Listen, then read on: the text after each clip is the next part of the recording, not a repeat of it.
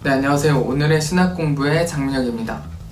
네, 그래서 저는 이제 진짜로 중간고사가 일주일 앞으로 다가왔습니다. 그래서 이제 돌아오는 주, 그러니까 23일 화요일부터 일주일간 학교가 중간고사 기간이거든요. 그런데 이번에 별로 시험이 없어요. 제가 듣는 과목 중에 2개는 아예 중간고사가 없고, 그러니까 제가 이번에 7과목인가 듣는데 4과목이 중간고사가 없어요. 이런 또 감사한 일이. 네, 제 4과목이 중간고사가 없고 대체 과제가 있는 경우가 있고, 아니면은 그냥 기말에 몰아서 한 번에 하는 과목이 있거든요. 바르트도 중간고사가 없습니다. 기말까지 쭉 가서 기말고사 한 방에 보고 학기 마치고 레포트 아마 이렇게 돼 있어요.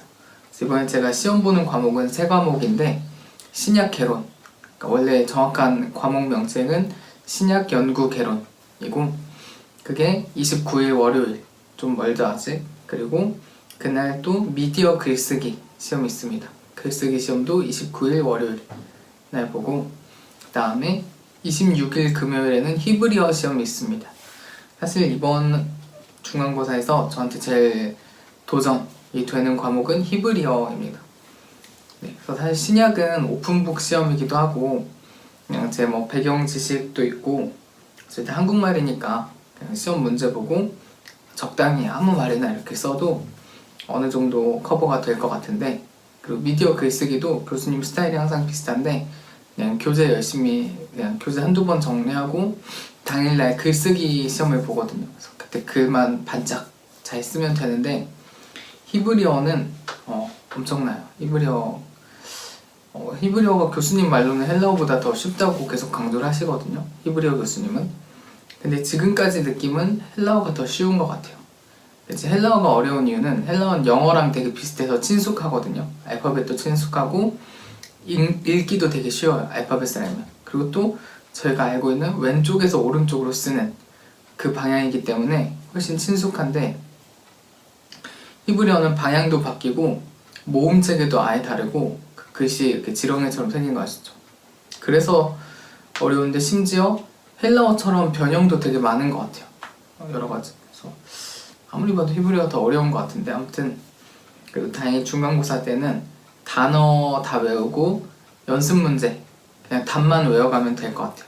연습 문제 한글로 번역하는 건데 답만 잘 외우면은 시험은 넘길 수 있지 않을까. 히브리어는 정말 어려운 것 같아요. 히브리어 정말 어렵고. 네, 그래서 어쨌든 네, 저는 이제 시험 기간인데 오늘은 그 시험 봐야 될 신약 개론 과목 복습을 좀 진행해 보도록 하겠습니다. 신약 개론이고요. 오늘 영상은 아마 진짜로 짧지 않을까. 네, 지난 시간에는 공관복음 문제에 대해서 조금 다뤘었고, 그리고 역사적 예수 연구에 대해서도 조금씩 다뤘었죠. 그래서 오늘은 이제 복음서의 각 책들에 대해서 공관복음 3권의 책들에 대해서 간단한 개요를 살펴보는 시간을 갖도록 하겠습니다. 그래서 지난번에 저희가 마가우선설 얘기를 했었죠.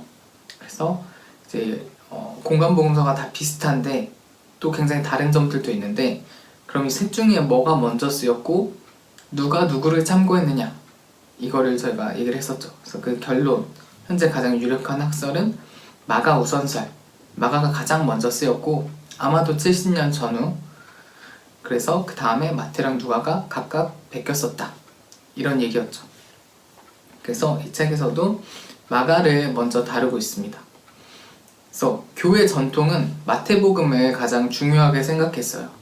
그 이유는 좀 이따 나오는데, 마태복음이 가진 어떤 교육적인, 교회 교육으로서의 교과서적인 역할이 있기 때문에 마태복음을 가장 쳐줬던 거죠. 근데 이 복음서 이름도 원래 그 사본, 그러니까 원본이든지 사본이든지 이 복음서에 처음에 제목이 붙어있던 게 아니에요. 그러니까 첫 장에 딱 되게 멋있는 글씨로 마가복음 이렇게 시작한 게 아니고, 그냥 어떤 복음서 이렇게 전해져 내려오던 거를 교회에서 나중에 이름을 붙인 거죠. 이 글의 저자는 아마도 마가일 거야. 그래서 마가에 의한 복음서, 마태에 의한 복음서, 그러니까 뭐 마가가 쓴 복음서, 이런 식으로 이름을 붙여준 거죠, 교회에서. 그렇기 때문에 이 복음서의 저자가 정말 그 사람이냐에 대해서는 사실 아무도 확신할 수는 없어요. 그냥 교회 전통이 지지하고 있다. 이 표현이 가장 적절한 것 같아요. 그래서 어쨌든 성경의 그 배열 순서는 마태복음서를 중요하게 생각했기 때문에 마태복음을 제일 앞으로 가져왔고, 또 누가복음과 사도행전의 어떤 연결성을 고려하기보다는 누가복음과 이제 그 사이에 요한복음을 또 넣었죠. 그래서 약간 누가복음과 사도행전이 이제 분리된 느낌을 주기도 하는데, 네, 어쨌든 기록 연대로 저희가 추정해 본다면 마가복음이 가장 먼저 쓰였을 것이다 라고 추정해 볼 수 있는 거죠. 그래서 마가복음부터 한번 살펴볼게요. 그래서 먼저 저자, 마가복음의 저자는 유세비우스의 책에 파피아스의 증언이 나온대요. 베드로의 동역자였던 마가가 이제 이걸 기록했을 것이다. 그러니까 거의 사실 베드로 복음이다 이렇게 생각을 하는 거예요. 베드로에게 이제 그 예수님 얘기를 전해들은 마가가 그거에 대해서 이렇게 썼을 것이다. 요한 마가, 서신서에도 등장하는 요한 마가가 마가복음의 저자일 것이다. 이렇게 교회 전통은 추측을 하는데, 사실상 뭐 그렇다는 다른 증거는 없는 거죠. 마가복음 내적인 증거도 없고, 그 지리를 잘 모르는 뉘앙스들이 있거든요. 이스라엘 팔레스타인 지리를 잘 설명 못한다든지, 또 유대교에 대해서 막 설명하는 구절들이 등장을 해요. 그래서 팔레스타인 외부에 있는 사람이 쓰지 않았을까, 그리고 외부의 독자를 염두에 두지 않았을까, 이렇게 추측을 하고 있습니다. 그래서 연대는 그 13장에 나오는 성전 예언이 항상 기준이 되는데, 복음서에 보면 예수님이 그 뭔가 재앙이 곧 임할 거라는 막 예언을 하시는 부분이 있거든요. 그래서 그 예루살렘이 망할 거를 예언을 하신 거예요. 예수님이 거의 묵시문학처럼. 그래서 너희는 다 도망가라, 산으로 도망하라, 막 이렇게. 누가복음에 좀 더 구체적으로 군대가 에워싼 것을 보거든, 막 이렇게 나오는데, 그 구절을 근거로 예수님이 예언을 하셨으니까 70년대에 실제로 예루살렘이 멸망을 하거든요. 그래서 멸망 전에 이 예언을 기록한 것이다 라고 추측하는 학자들은 연대를 좀 빨리 잡아요. 70년보다 빨리. 그래서 말도 안 되게 보수적인 학자들은 50년대 막 이렇게 잡습니다. 마가복음의 연대를, 저장 연대를 50년대에 쓰였을 것이다, 아니면 60년대에 쓰였을 것이다. 이렇게 보수적인 사람들은 이렇게 잡고, 좀 진보적인 사람들은 마가가 전쟁이 있는 걸 본 다음에 그걸 마치 예수님이 예언한 것처럼, 이걸 사후 예언이라는 어떤 양식도 있는 것 같던데, 그러니까 전쟁이 실제로 일어났어요. 그래서 예루살렘이 멸망한 걸 본 저자가 이걸 예수님이 예언한 것처럼 복음서에 썼다. 좀 진보적인 학자들은 이렇게 보는 거죠. 그래서 70년 이후에 썼다. 그래서 마가복음의 연대는 70년 전이냐 후냐 라는 입장들이 있고, 보통 70년 정도로 잡습니다. 그래서 하나 제가 사용하는 어떤 팁은 뭐냐면, 그 주석서가 있잖아요. 그 주석서에 성향을 판가름하는 하나의 분기점은 마가복음 연대를 몇 년으로 보느냐가 제법 정확한 것 같아요. 그래서 좀 보수적인 주석들을 이렇게 펴보면은 거의 5, 60년, 50년대, 60년대로 잡고, 좀 비교적 진보적으로 알려진 주석들, 뭐 WBC나 앵커 바이블이나 이쪽은 70년 전후, 70년 이후 이렇게 보통 기록을 하는 것 같더라고요. 그래서 이 주석의 성향이 궁금하다. 그럼 딱 저는 마가복음 연대를 탁 펴보는 거죠. 그래서 이 학자는 60년대로 보는군. 그러면 아마도, 그러니까 정확하진 않지만 이 정도의 성향이겠군. 이렇게 한번 짐작을 해보는 거죠. 네. 그리고 장소는 아까 말씀드린 것처럼 그 클레멘트, 이 사람은 로마에서 기록됐다, 뭐 이런 증언을 하고 있다고도 하는데, 어쨌든 이스라엘, 팔레스타인 외부에서 기록될 것으로 추정을 하고 있습니다. 그다음에 신학적 특징은 이 마가복음은 그 고난, 순환, 고난에 대한 강조가 잘 나와 있다고 합니다. 그래서 그러니까 전체 장수가 16장인데 반에 가까운 분량은 십자가 순환을 다루고 있는 거죠. 그래서 이거를 순환사의 긴 서론이다 이렇게 보는 사람도 있다고 들었어요, 학자 중에. 그러니까 마가복음은 예수님의 순환이 중심인데 그 앞에 긴 서론이 잠깐 붙어있는 거다, 이 정도로 볼 정도로. 그래서 일부는 영광의 신학, 예수님의 어떤 공생애, 마귀를 다 이렇게 물리치고 병을 낫게 하는 그런 어떤 이적들이 막 나오는 영광의 신학이 드러나고, 그 다음부터는 이제 순환, 십자가의 신학이 등장한다. 이렇게 보통은 나눈다고 합니다. 그런데 이제 건드리라는 학자는 아니다, 마가는 처음부터 끝까지 영광의 신학이다, 이렇게 얘기를 합니다. 그래서 왜냐하면 예수님의 순환은 우리가 십자가의 신학으로 알고 있지만 그것도 영광의 신학이다. 왜냐하면 십자가야말로 영광의 극치가 아니겠느냐, 뭐 이런 거죠. 예수님이 자발적으로 십자가를 선택하셨고, 그 시험을 회피하지 않고 통과하셨고, 예수님은 강한 자의 모습으로 십자가에서 죽으셨다. 그러니까 이거야말로 영광 아니겠느냐. 그래서 마가복음은 통째로 영광의 신학이다, 뭐 이런 주장을 한 학자도 있다고 합니다. 그래서 마가복음의 구조는 좀 전에 말씀드린 것처럼 1부는 갈릴리 사역 중심이고 2부는 예루살렘에서의 순환 중심으로 진행이 됩니다. 그래서 주요 내용 분석이 이제 저희 교수님 강의안이나 저희 교재에 나오는데, 뭐 사실 성경 내용이 뭐가 나오는지는 다 아시니까 그냥 성경책을 보면 되니까 넘어갈게요. 그래서 몇 가지 좀 특이한 해석을 보자면, 이제 귀신 고치는 게 많이 나오거든요, 마가복음에. 그럼 왜 이렇게 자꾸 귀신을 고치냐, 그러니까 귀신을 나가게 하냐, 죽기를 왜 이렇게 하느냐, 예수님이. 이거를 이제 하나님 나라의 승리, 이런 걸로 이제 해석을 한다고 합니다. 사탄과의 싸움인 거죠. 영적인 싸움에서 예수님이 이제 승리하시는, 하나님 나라를 이뤄가시는 모습,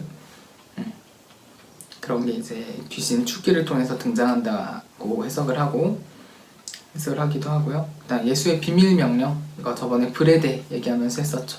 메시아 비밀이 이제 마가복음에도 등장을 하고, 그 다음에 오병이어와 이제 무리를 건넨 사건이 있는데, 이거에 대해서 출애굽을 상징한다, 이렇게 해석하는 학자도 있다고 합니다.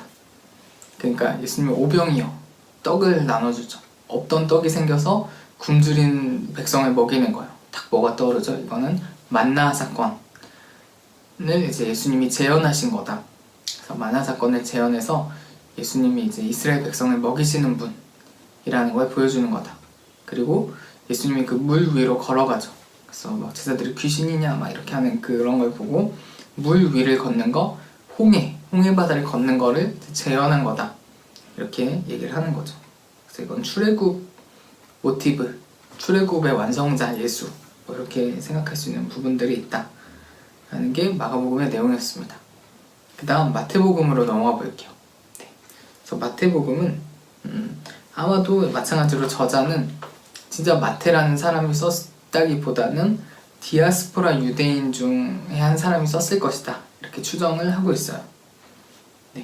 그리고 연대는 마가복음보다는 늦어야겠죠. 그래서 아마 뭐 80년대에서 100년대 사이에 쓰이지 않았을까, 이렇게 추정을 한다고 합니다. 그러니까 마가 우선설에 의해서 마가보다는 늦어야 되고, 또 이게 그 언제보다 더 늦을 수 없는 그게 있어요. 그 다른 외부 문헌, 뭐 유세비우스의 책이나 어떤 책에 이제 이 복음서를 언급하는 문헌들이 있거든요. 그 문헌보다는 빨리 쓰여야 하기 때문에 이제 70년 이후 뭐 몇 년 전까지 이렇게 보통 보는 거죠. 한 80년에서 90년대, 80년에서 100년대 정도 보일 수 있을 것 같아요. 그래서 마태와 누가는 복음서를 왜 썼을까? 이거를 저희가 또 물어볼 수 있는데, 왜냐하면 이미 이들에게는 마가복음이 있었거든요.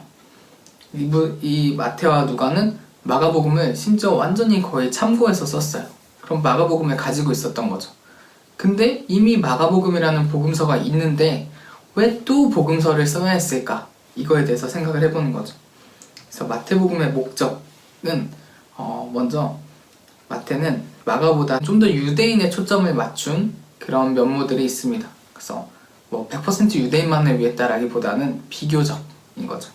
그래서 왜냐하면 예수를 구약의 성취자로 소개를 계속 하거든요.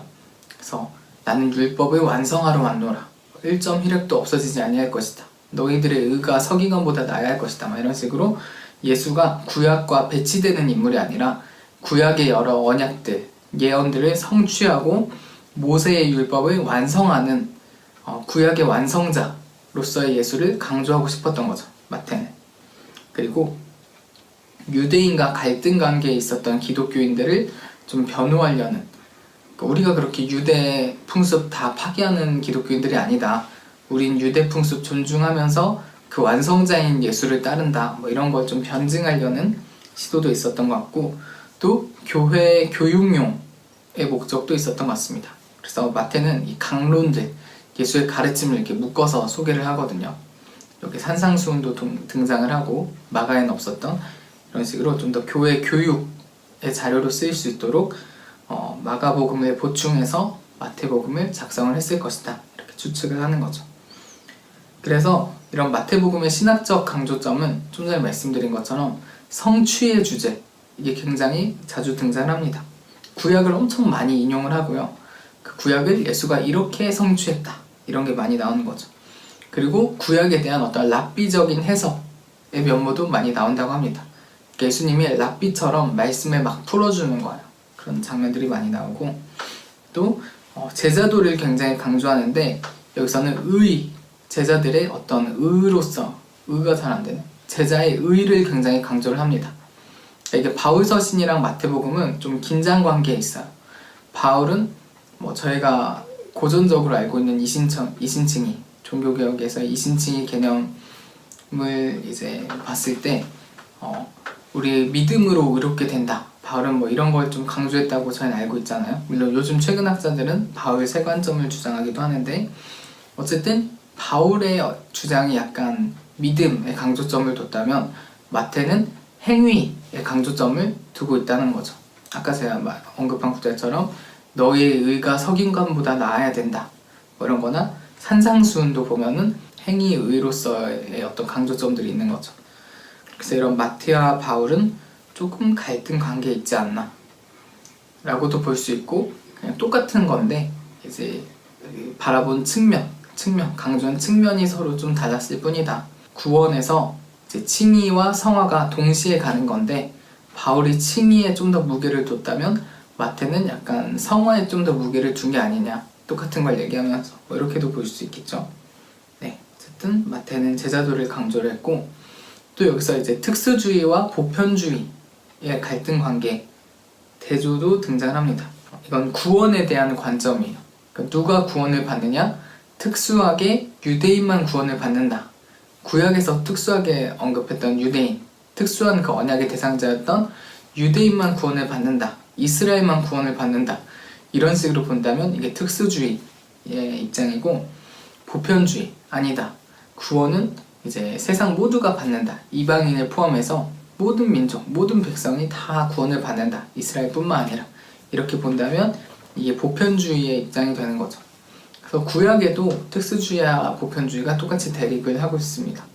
그래서 원래 모세의 토라를 보면, 그러니까 모세의 율법들을 보면 좀 특수주의적인 면모가 강했는데, 선지서로 가면 이사야나 이런 사람들의 글을 보면 마지막에 애굽도 회개를 해서 하나님이 내 아들이라 할 것이라, 내 자녀라 할 것이라, 이런 얘기들도 있고, 어쨌든 이런 특수주의와 보편주의 문제가 마태복음에도 똑같이 재현이 되는데, 예수님이 나는 이스라엘 잃은 양을 찾으러 왔노라, 이런 식으로 말하는 대목을 보면 마치 특수주의의 입장을 지지하는 것처럼 보이죠. 그리고 또 족보로 시작하잖아요. 아브라함의 자손, 다윗의 자손, 메시아 예수 그리스도다, 이렇게 하는 게. 그런데 또 마태복음이 끝날 때는 너희는 땅끝까지 가서 모든 민족을 제자로 삼아라, 이렇게 명령이 나오죠. 대지상 명령. 그건 또 보편주의적인 면모가 등장을 하죠. 그래서 마태복음 내에도 이런 특수주의와 보편주의의 대조가 있고, 이거는 다르게 본다면 이스라엘과 교회의 어떤 갈등 관계로 보일 수도 있을 것 같아요. 그렇죠. 그러니까 진짜 참 유대인이 누구냐, 이런 얘기가 될 수 있는 거죠. 그러니까 언약의 당사자는 이스라엘이었는데 왜 그게 갑자기 교회로 옮겨졌느냐, 그러니까 이런 거에 대해서 마태가 좀 얘기를 하고 싶었던 것 같습니다. 그래서 마태복음의 구조를 보면은 5개의 강화, 5개의 강론, 그러니까 예수님의 가르침을 말하는 거죠. 5개의 강론과 5개의 이야기로 구성이 되어 있다, 보통 이렇게 얘기를 한다고 합니다. 네, 그래서 주요 내용 분석은 마찬가지로 이건 그냥 성경 내용이기 때문에 좀 특이한 부분들만. 그래서 마태는 좀 예수님의 탄생을 좀 신격화라고 하지 말까? 네, 예수님의 탄생을 굉장히 신비롭게 묘사하는데 강조점이 있었던 것 같아요. 어쨌든 그래서 족보로 시작하죠. 마태복음의 특징, 유대인의 족보로 시작한다. 아브라함과 다윗의 자손 예수. 그리고 예수님이 이렇게 탄생을 하는데 유아 사례가 일어나죠. 유아 사례.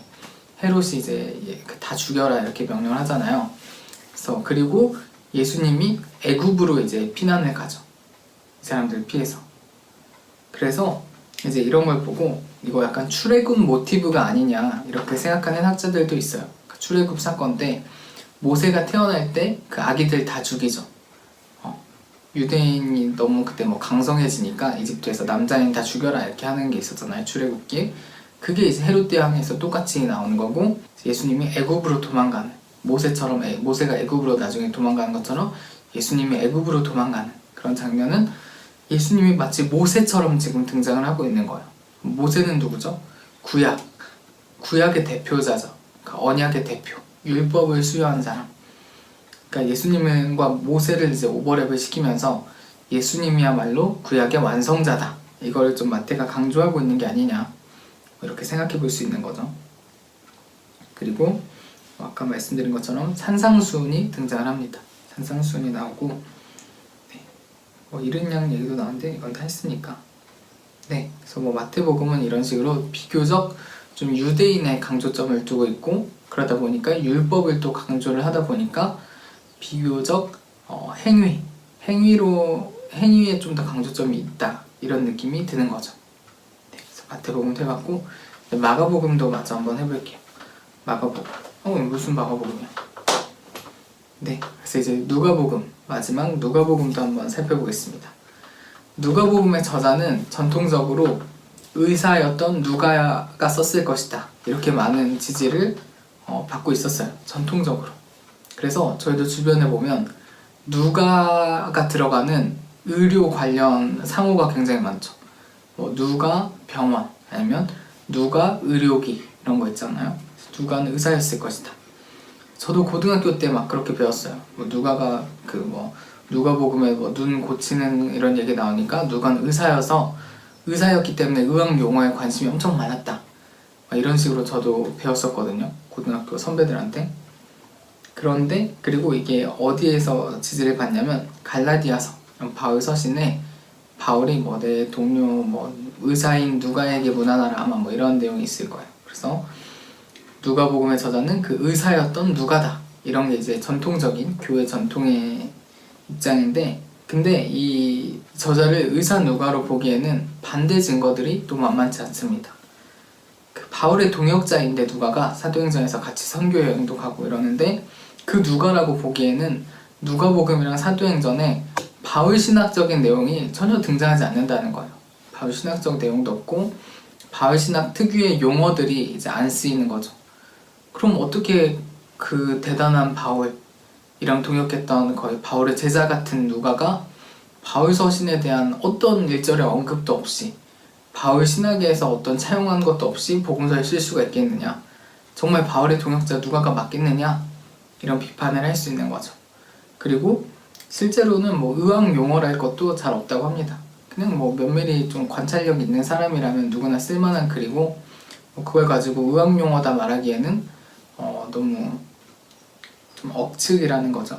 결론은 누가 썼는지 모르는 거예요. 누가 썼는지 모르지만 적어도 바울의 동역자 누가, 의사 누가는 아니었을 것이다 라고 좀 진보적인 학자들은 보는 거고, 아주 보수적인 사람들은 무슨 소리냐, 무조건 의사 누가가 썼다, 이렇게 하겠죠. 네. 그래서 이방 그리스도인이 썼을 것으로 추측을 합니다. 그냥 마찬가지로 팔레스타인 지리를 잘 몰라요, 이 저자가.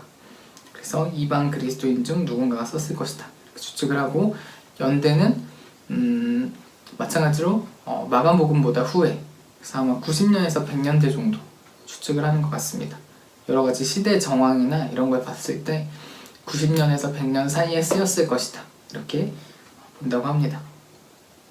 신학적 강조점은 누가복음은 아까 말했던 그 특수주의, 보편주의 논쟁에서 보편주의적 입장을 좀 더 취하고 있는 것처럼 보여요. 그래서 흔히 쉽게 말할 때 마태복음은 유대인을 위해서 썼다, 이렇게 얘기를 하고, 누가복음은 보다 이방인을 위해서 썼다, 이렇게 많이 얘기를 하는 거죠. 그러니까 이게 무조건 유대인한테만 썼다, 이방인한테만 썼다 이런 게 아니라 비교적 그런 성향이 좀 더 많다 이런 거죠. 누가는 이렇게 보편주의적 입장에서 구원이 모두에게 주어졌다 이런 입장을 지지했고, 그 다음 구원사적인 강조점이 있습니다. 그러니까 세상 역사와 구원의 역사를 이제 좀 이렇게 매치를 시키면서 구원은 하나의 역사다, 예수님의 출생에서 승천까지 구원이 이루어져가는 그 역사를 좀 쓰려는 데 관심이 있었고, 그리고 또 현재 완성된 구원을 좀 더 강조하는 면모가 있습니다. 그건 저희가 좀 이따 종말론에서의 또 갈등 관계에 대해서도 한번 살펴볼 텐데, 그게 있죠. 그 바리새인들이 그랬나?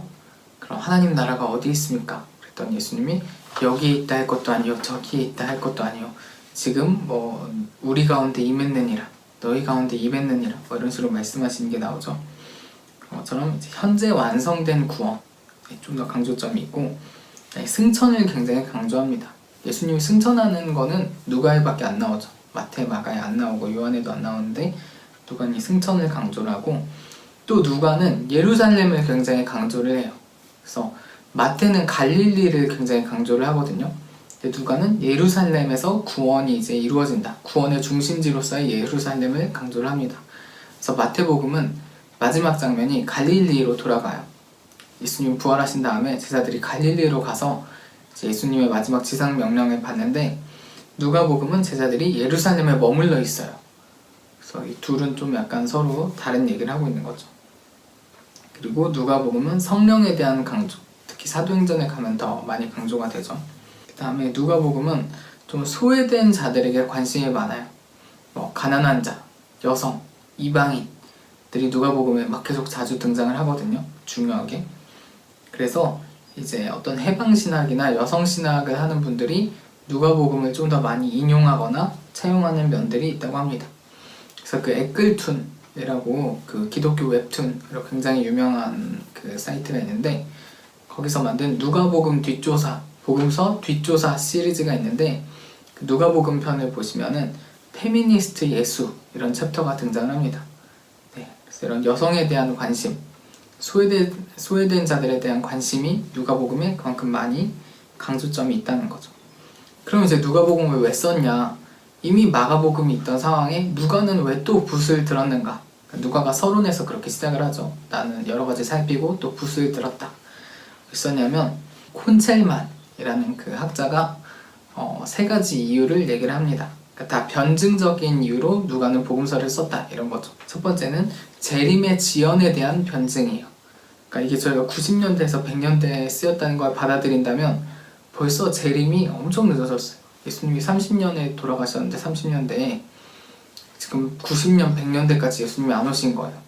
그러면 30년대에 태어난 사람도 6, 70세예요. 90년대, 100년대면. 그럼 그보다 더 나이 많은 사람들은 다 거의 죽었겠죠. 그러니까 아마 1세대, 거의 1, 2세대 기독교인들이 자연사 하던 시기였을 거예요. 그러니까 뭐 꼭 순교에 한 게 아니라 그냥 나이가 들어서 이제 죽게 된 그런 상황들이 오면서 종말이 왜 이렇게 지연되는가, 예수님의 재림이 왜 이루어지지 않는가에 대해서 누가가 굳이 설명해야 될 필요가 생긴 거죠. 마가복음엔 그런 얘기가 없으니까. 그래서 누가는 좀 종말론의 개념을, 새로운 개념을 가져옵니다. 새롭다기보다는 종말론이 어떤 공간적 개념이 아닐 수 있다 라는 걸 얘기를 하는 거죠. 종말은 공간적 개념이 아니라 어떤 통치의 개념이다. 약간 이런 이제 갈등 관계를 가져오는 건데, 우리가 죽어서 천국에 가는 게 아니라 어떤 하나님 나라의 시간적, 우주적 종말이 임해서만 하나님 나라가 오는 게 아니라 하나님의 통치, 성령의 통치가 이루어지는 곳이 지금 이곳이 하나님 나라일 수 있다. 그래서 하나님 나라는 너희 가운데 있느니라. 뭐 이런 것들에 대한 어떤 종말론의 긴장 관계, 이게 공간적 종말인가 아니면은 어떤 통치로서의 종말인가, 이런 어떤 종말론의 관점을 좀 변증하려는 목적이 누가복음에 있었던 것 같고, 두 번째는 기독교를 좀 변호하려는 목적이 있었다고 합니다. 그 당시 핍박도 굉장히 많았고 어떤 로마와의 관계에 있어서 기독교가 그렇게 나쁜 종교가 아니다, 이런 걸 좀 변증하려는 목적도 있었다고 합니다. 세 번째는 이방 교회의 정당성을 확보하기 위해서라고 합니다. 여기 누가복음 이방인에 대해서 굉장히 친절하고 좀 관용적인 태도를 취하죠. 그래서 이방 교회들이 막 세워지던 그런 시기에 이방 교회가 가능하다는 걸 보여주려는 거죠. 그러니까 교회는 유대인들만을 위한 게 아니라 이방인들에게도 열려있는 곳이다. 이방인 교회도 정당성이 있다. 이걸 말하고 싶었던 것 같다고 콘체만이 얘기한 내용을 소개를 해드렸고, 구조적 특징, 이 누가복음 특징은 예수님의 역사와 제자들의 역사를 병행시킨다 라는 특징이 있다고 합니다. 그러니까 누가복음은 예수님의 역사였다면 다른 복음서들은 다 거기서 끝나죠. 누가복음은 여기서 끝나지 않고 사도행전을 이어서 쓰잖아요. 사도행전에서는 이제 제자들의 역사가 나오는 거죠. 그러니까 예수님의 역사가 승천과 부활을 통해서 제자들에게로 바톤 터치되는 거. 그러니까 예수님을 통해서 교회로 이제 이 사역이 이어져 나가는 모습이라는 구조적 특징이 있다고 하고, 또 여기에만 수신자가 있는 서문이 등장합니다. 데오빌로 각하에게, 이런 게 있죠.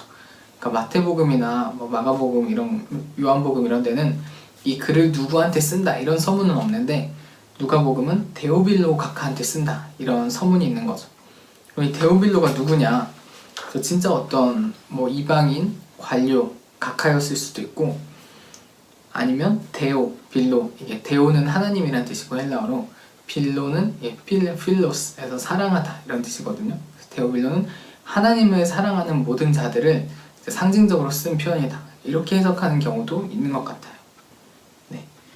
그리고 이제 제가 본 강의안이랑 교재에는 누가는 굉장히 역사적으로 기록을 하려고 했다, 이건 대단한 역사서다, 아주 역사적인 기록물이다, 이런 이제 특징도 여기에 나와 있는데, 사실 다른 많은 학자들은 누가복음이 동시대의 다른 역사서에 비하면 역사 기록물로서의 어떤 퀄리티는 너무 떨어진다, 이렇게 얘기를 합니다.